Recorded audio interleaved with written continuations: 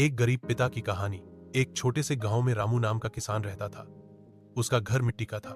छप्पर की छत थी जो बारिश में टपकने लगती थी।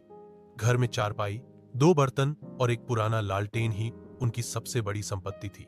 रामू हर रोज सुबह सूरज निकलने से पहले उठता, अपने पुराने फटे गमछे से चेहरा पोंछता और खेत की ओर निकल जाता।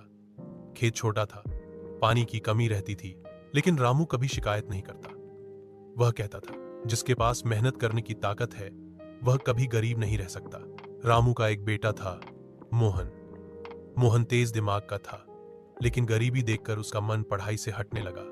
उसे लगता कि पढ़ाई करने से क्या होगा, पिता की तरह ही उसे भी खेत में काम करना पड़ेगा। एक दिन मोहन ने कहा, बाबा, मैं पढ़ाई छोड़ दूं?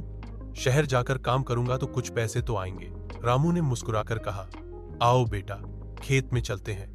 वह मोहन को खेत के बीच में ले गया और मिट्टी उठाकर उसके हाथ में रख दी। देखो बेटा, यह मिट्टी गंदी लगती है, लेकिन जब इसमें बीज डालते हैं, पानी देते हैं, समय देते हैं, तो यही मिट्टी हमें अनाज देती है।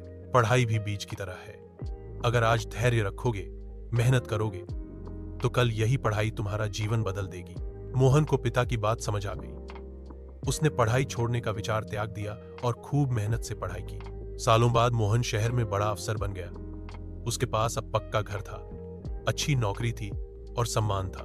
लेकिन जब भी वह अपने गांव आता, अपने पुराने घर के सामने खड़ा होकर सोचता, अगर उस दिन पिता ने मुझे समझाया न होता तो शायद मैं भी गरीबी को किस्मत मानकर हार मान लेता। उसने अपने गांव के बच्चों के लिए एक स्कूल बनवाया ताकि कोई बच्चा गरीबी के कारण पढ़ाई से वंचित न रह जाए। रामू के चेहरे पर गर्व के आंसू थे।